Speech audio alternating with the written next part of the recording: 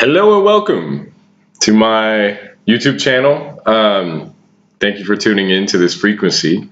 Today we're going to be talking about the monomyth, also known as the hero's journey.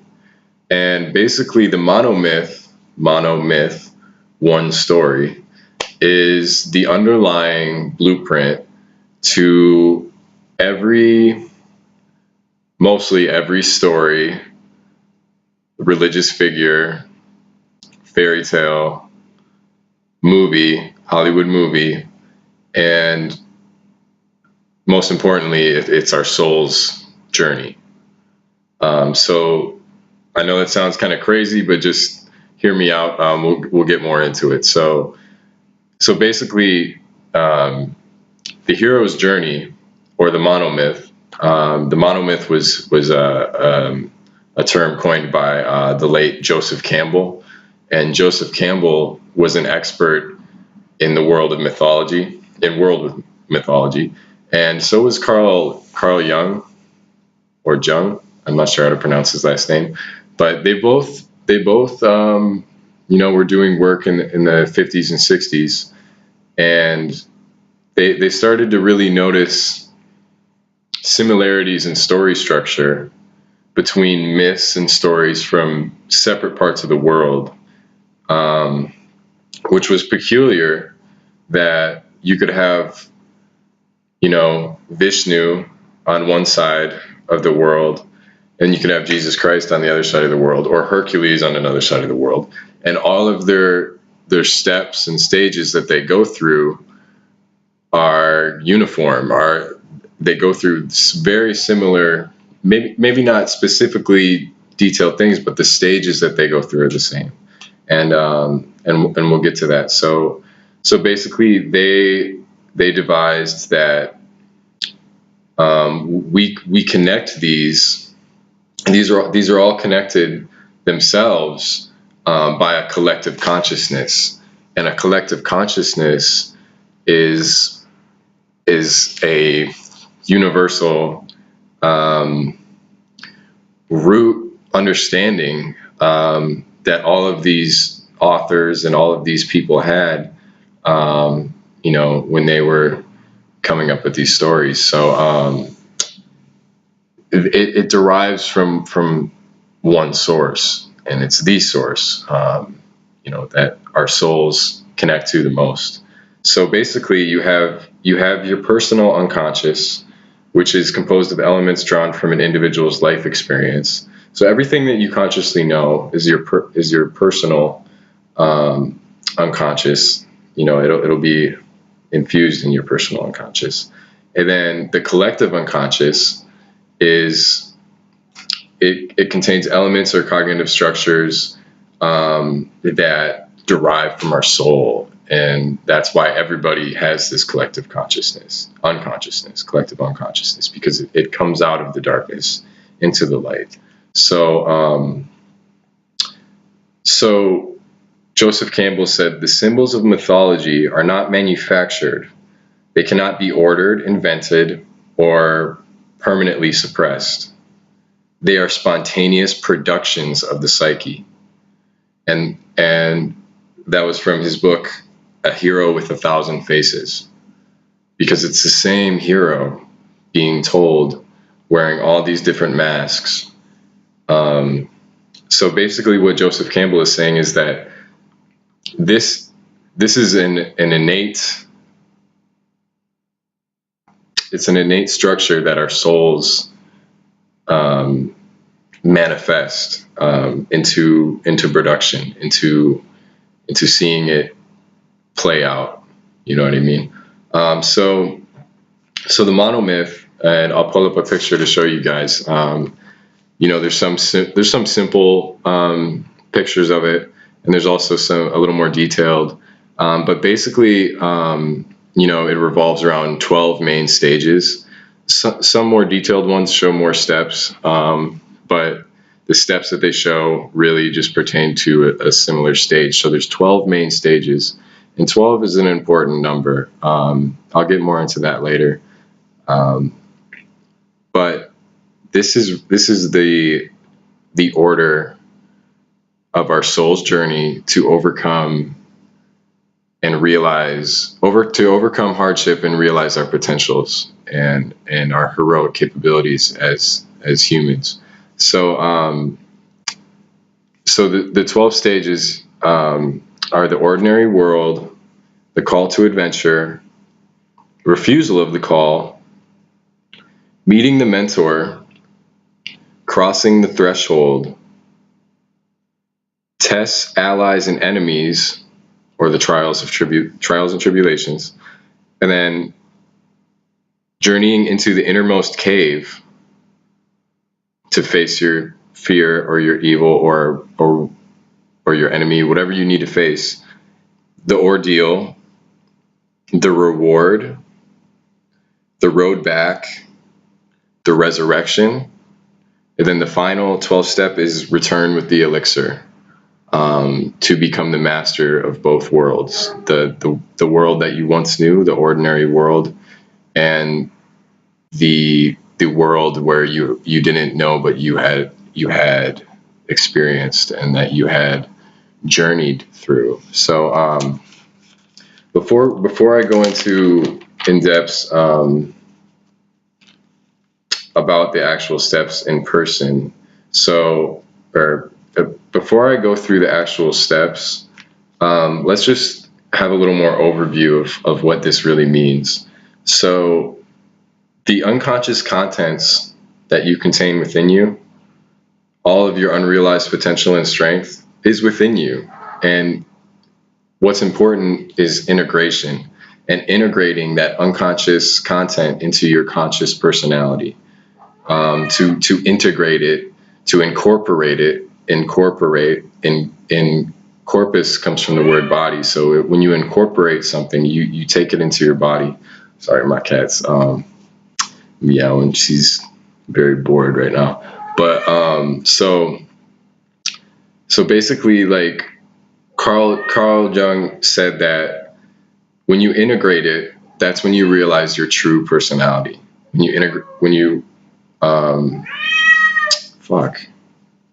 Hang on. So what basically this is all meant to do is integrate your unconscious potentials and unconscious contents into your conscious personality, into your life. And in order to do that, you open up what Carl Jung calls the true personality. And the true personality is that you are a hero or a heroine. You are meant for greatness. You have purpose on this life, no matter what agendas or what people try and get you to believe. Your life does have significance and it does have meaning. And hopefully, a little bit more understanding of that will come from this. So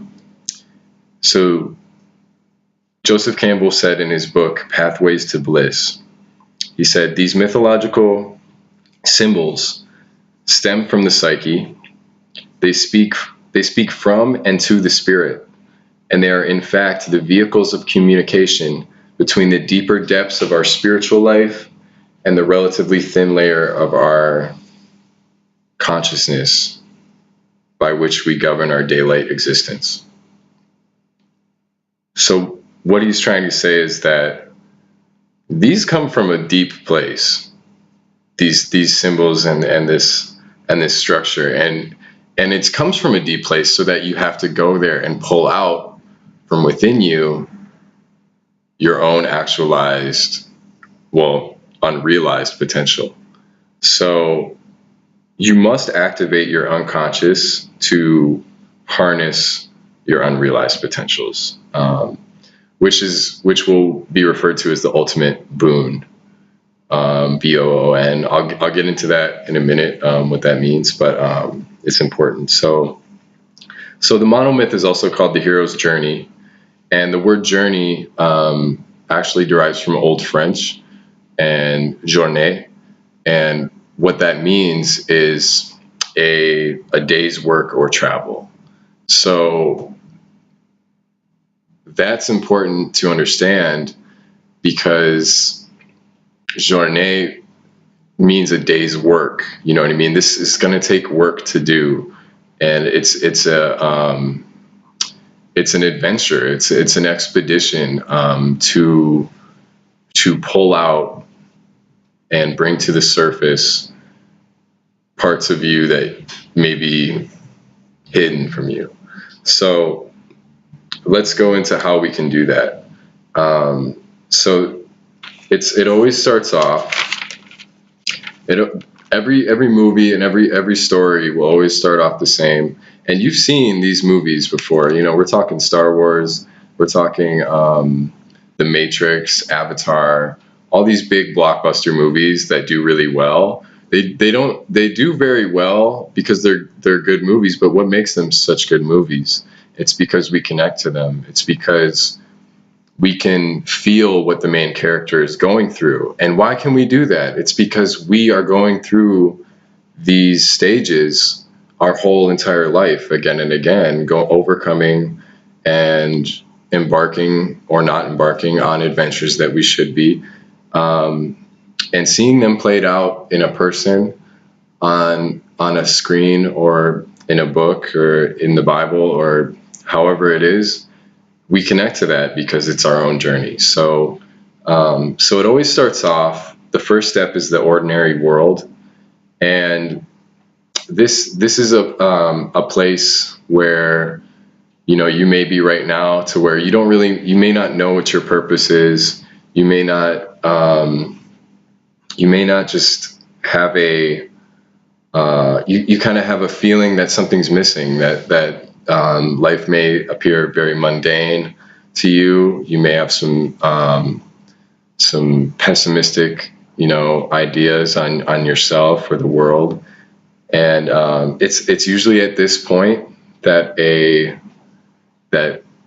the second stage will come, and that's the call to adventure. You will be called somehow, some way, in some shape or form, to go down a path that is going to lead you to the ultimate boon. Okay, and the ultimate boon is your unrealized potential. It's the hero within you. So you may experience this. I know I can see this in my own life. Having gone from a place in the States, to being called to leave the States and to travel away to pursue my goals and pursue my dream, was a huge decision I had to make. And at first, and it's okay to hesitate, because the third stage is refusal of the call. It's scary to commit to a journey where you're going to face danger, but it doesn't mean you're not going to be aided, you know what I mean, by either you'll get the help you need, or the danger will show you the help you need. You know what I mean? Sometimes it's our failures and our mistakes that really are the help that we need to show us what we need to do. So the refusal of the call. This is like in Star Wars, where Luke is on his home planet, and he gets called to adventure, by Obi-Wan to go save the princess. But he refuses the call at first. He just wants to chill and hang with his uncle and aunts and uncles, doing his work or whatever. So he refuses the call, but then that's when the next stage has to come. That's when you meet the mentor, or it doesn't even sometimes have to be a physical person that presents itself. You know what I mean? It can be a sign or a message, or just something that is going to pull you past that fear, past that doubt that you have for yourself, and it's going to pull you into the journey. So you're going to meet this mentor, and basically, it's a guide. In a lot of stories, it's a guide, a teacher, a ferryman, a conductor, a wizard, a hermit, a shepherd, an elder. But whatever it is, they give you the amulets of advice as Joseph Campbell says, that you require on this hero's journey. So they're what's going to help you get past that refusal of the call. And this is super important because Joseph Campbell says, often in actual life and not infrequently in the myths and popular tales, we encounter the dull case of the call unanswered. For it is always possible to turn the ear to other interests. Refusal of the summons converts the adventure into its negative, walled-in boredom, hard work, or culture that the subject loses the power of significant affirmative action and becomes a victim to be saved. So by literally letting fear and doubt or whatever it is, boredom, complacency, whatever it may be, that is holding your soul back from growth, and it's keeping you stagnant. And I'll talk about in another video, that all life requires motion and all life requires growth. So in order to grow, you have to move, you have to take that step. If you want to learn how to swim, you got to jump in the damn water, so if you don't choose to do that, you do become a victim, and then it's you who needs to be saved by another hero, or by whatever it is, or by a mentor that's going to come and give you the right advice that you need to just take that leap, take that risk, take that step. You know what I mean?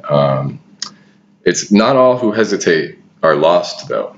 It's actually natural to hesitate, So once we meet that mentor, that's when we begin to cross the threshold. You're jumping into the water, into the unknown territory. And a lot of times in stories, this is when the hero will encounter the threshold guardian. And this can be kind of a menacing figure. And that's because it's really your own shadow. And by saying that, I'm saying it represents like the portion of your personality that you've rejected or like hidden away or suppressed, that you need to face. You know what I mean? That what's guarding, you going into the fearful territory is your own fear.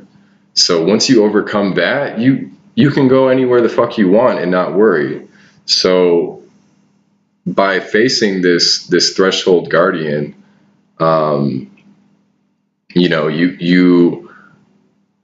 you relegated him to, like, I say him, but it could be like you relegated it to the surface layers of your unconscious. So this is gonna, facing this is gonna instill panic in you, because you're kind of unprepared to face your fears. I mean, nobody can really. You just have to do it. You know what I mean? There's not much you can prepare, because fear is something that just consumes you. It doesn't really prepare you for anything. So basically, you have to, just like in real life, like confronting a part of yourself you don't want to is gonna stress you out. But it doesn't mean doesn't mean you can't do it, and it doesn't mean you shouldn't do it. Because once you do that, once you find a way to confront and accept this rejected personality trait or piece of you, you gain access to your innermost strength, which you need to continue the journey. So let's go deeper now. You cross the threshold. That's the 5th step. So this is what Joseph Campbell said in his book, Hero with 1,000 Faces. He says, "And so it happens that if anyone undertakes for himself the perilous journey into the darkness by descending, either intentionally or unintentionally, into the crooked lanes of their own spiritual labyrinth, they soon find themselves in a landscape of symbolical figures, any one of which may swallow them." And what the picture he's painting is he's saying we're going to see these figures manifest that are just manifestations of our own insecurities, fears, or problems that we most overcome. So each one of them can swallow you, he says, is because you can become consumed by an insecurity. You can become consumed by any negative thought that you have on yourself. And he's saying, you know, you have to descend into the darkness. You have to dive in. So descending deeper and deeper into these realms of your conscious, you know, it pulls a lot out of your psyche, and it, like, overcoming these trials and experiencing the moments of insight, eventually your previous idea of yourself, I say your previous idea of yourself because it's not your true self. It's all insecurities and everything are based on the opinions of others. So once you get rid of that shit, you will see who you really are. And once you accept who you really are, you're going to be so strong. So, like, you overcome the initial, you know, crossing of the threshold, and by realizing that, you know, this previous self of you is like a mask that you wore, it's going to disintegrate. And then your true self is all you can be. So this is the point of the journey where the death and rebirth occur, because your old self dies. And it doesn't, in a lot of stories, you know, this actually happens. Like in the story of Jesus, not Yeshua, Jesus Christ, in the story, he, you know, dies and rises again. It's also the same exact story as the sun, because Jesus is the sun. Every day dies and rises again. You know, Horus is the horizon. Hour, what hour is it? Where is Horus in the sky? That's another video. I'll get into that. But so let's continue. So I skipped a little bit, but this is the death, where death and rebirth occur. And this is where the hero is said to enter the belly of the beast, or the innermost cave, or the labyrinth. You know what I mean? They're going deep into, and in myths and stories, this is an actual physical place. But keep in mind, this is our soul's story. So it's very symbolic. And when the hero emerges from this dark place, reborn with a new sense of strength and purpose is what happens. They become reborn. And this is when the ultimate boon happens, or the unrealized potential is revealed. So let's just go into the word boon, because I never was really familiar with that, and I wanted to see what its etymology was. And boon actually comes from the Middle English word boon, which means good, or the old French, which means bon. You know, and even I'm in Curacao, everybody says bon, and it means good. You know what I mean? They speak Papiamentu out here, but it's the same. So some people believe the word bonus has thought to come from this. But if you think about the word journée, journey, that we went over, and how that's a day's good work, bonjour means good journey. So everything is connected, everything's related. Meaning of everything is given through words, and the meaning of words gives you an even wider understanding of things. And build your vocabulary, as KRS-One says. You will definitely expand your awareness, and you'll start to look at all kinds of words differently. So anyways, let's continue. So ultimate boon, ultimate good, varies in detail for each soul's journey, but it always is meant to bring you to the same place. And that's to give you the expansion of consciousness and therewith of being, which is illumination, transfiguration, and freedom, says Joseph Campbell. So although this is like a huge moment, and like you've experienced, like you've been to the cave, you fought what you had to fight, you've realized that your true self. You realized all this potential in you that you didn't before.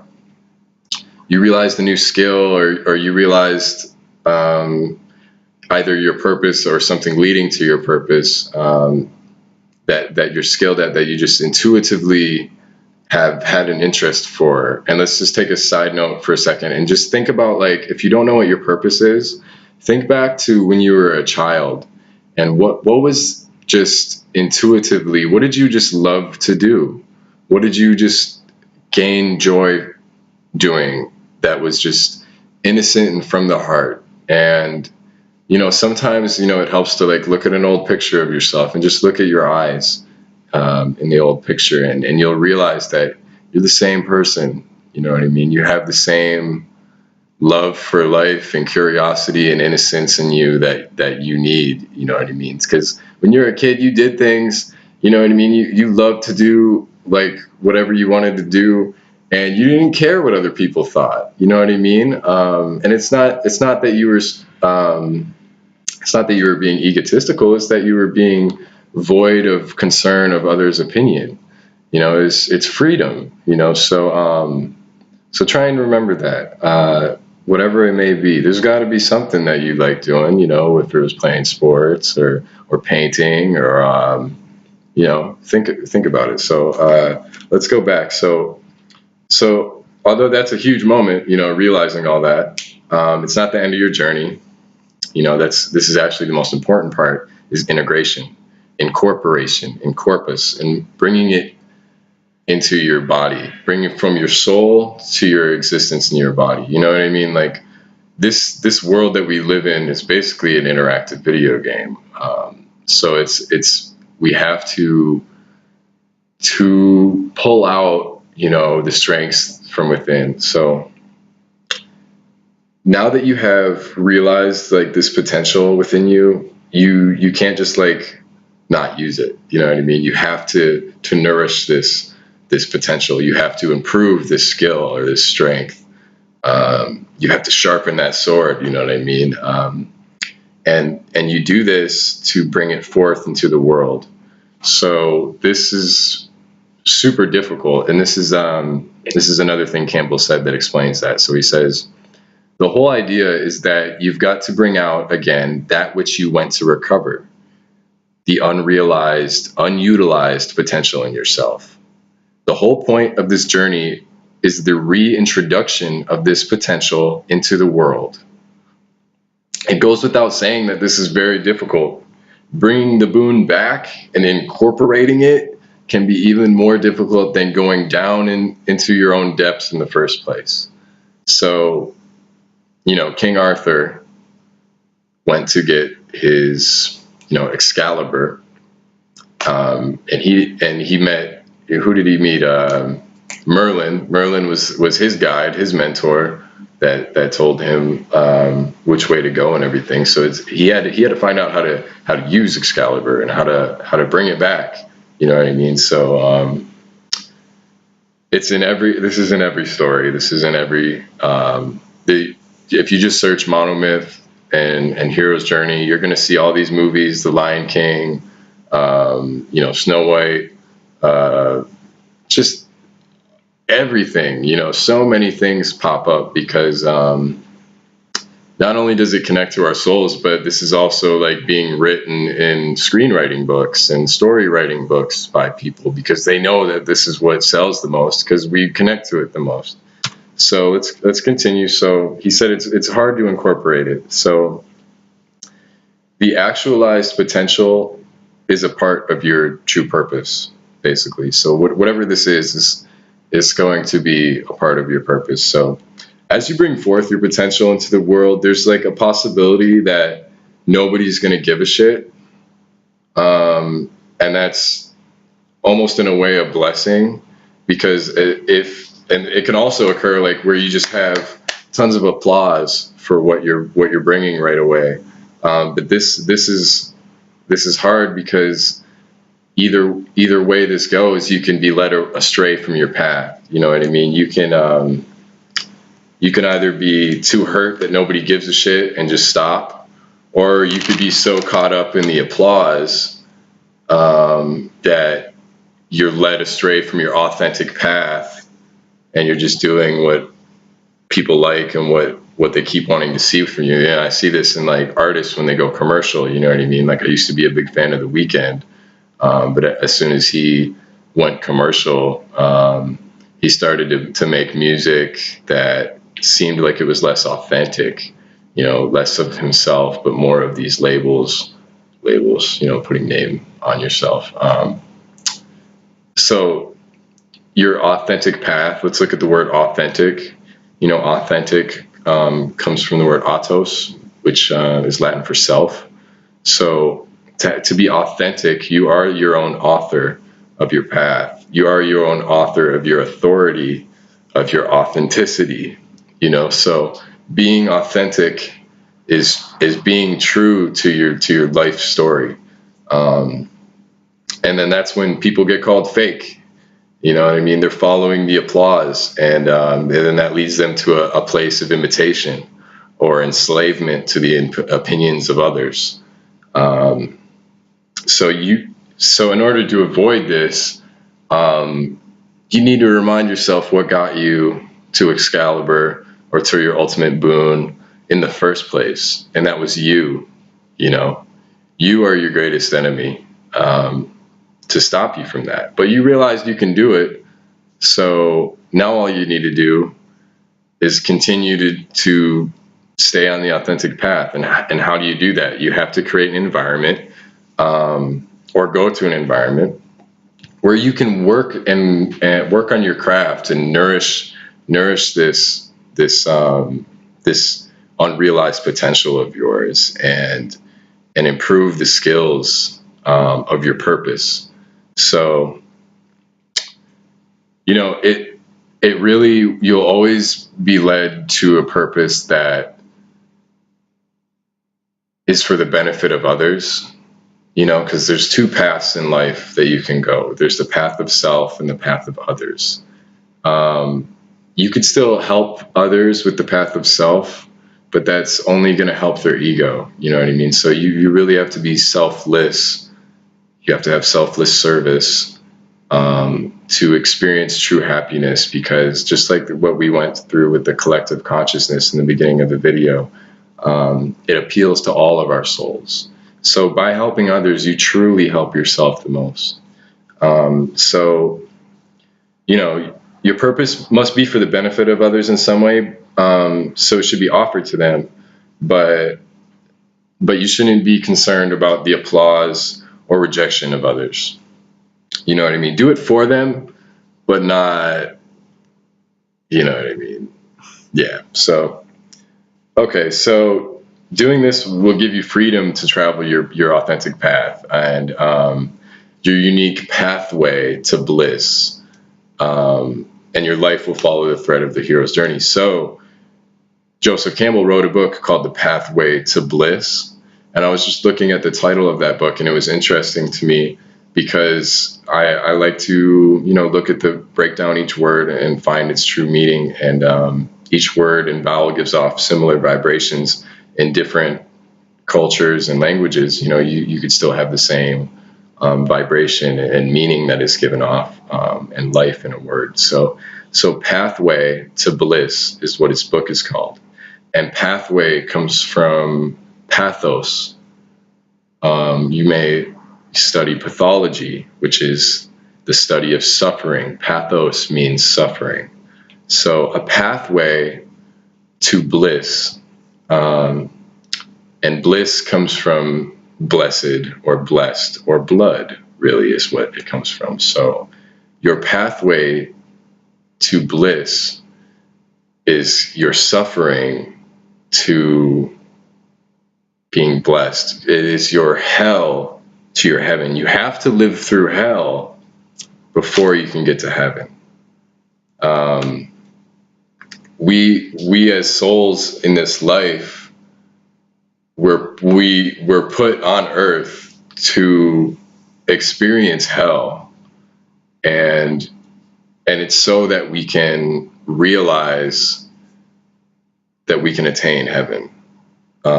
So that's another video where I'll go into my thoughts on reality and hell and things of this nature. That's a little darker. This is meant to be a little more uplifting. So let's continue. So by following your own path, that's how you get to your bliss. Follow your own path, and the journey, this hero's journey, is gonna occur again and again in your life. You're not just gonna have one moment in your life that you need to overcome. You're going to need to overcome a lot of things, and a hero isn't just a hero for a day. A hero must rise again. So it's our soul's master plan. It's our soul's blueprint to overcome suffering, the pathway, and actualizing your greatest strengths. So we connect to these myths and these stories again, because we're rooted in our soul's growth like this. And as I was writing all this down, I kind of came to the realization that I study medicine in hopes of becoming a psychiatrist very soon. And physiologically, I noticed that this journey also occurs in our cells. And it's amazing because I noticed with the T cells are, the heroes of our body, and they're like the soldiers of our immune system. So they fight off infections, and they're our body's first defense against invaders or any foreign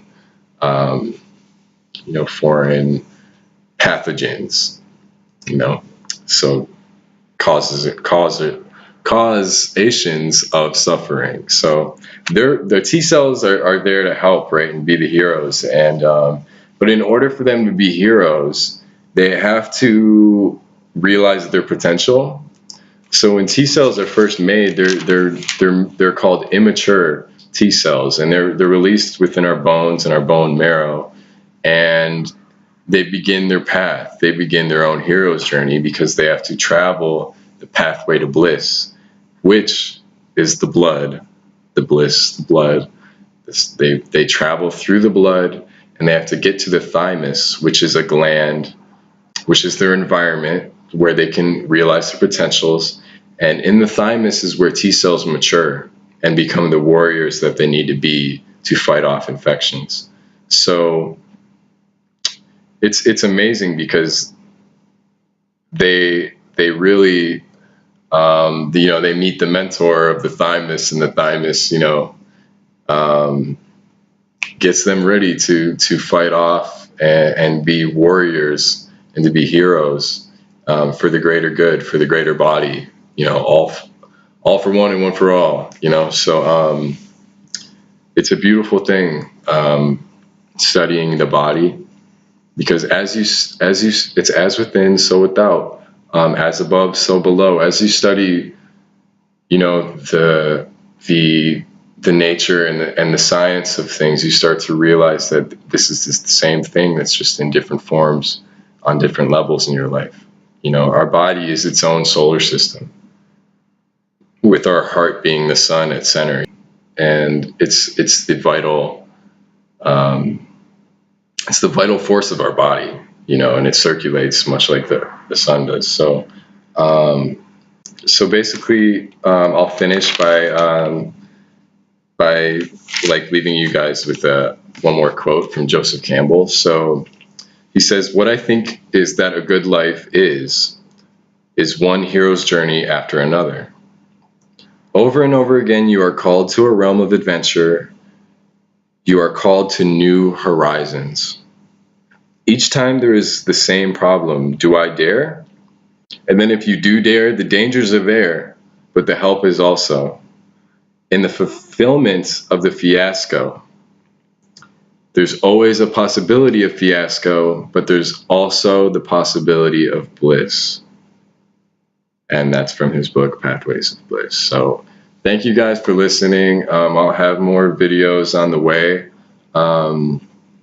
Do a little more research on this if you're still a little unsure. This was meant to be a good little eye-opener to the Monomyth and the hero's journey, and how you may be experiencing this. You may be on a certain step right now yourself. Don't be afraid. Do it. All right. Thanks, guys.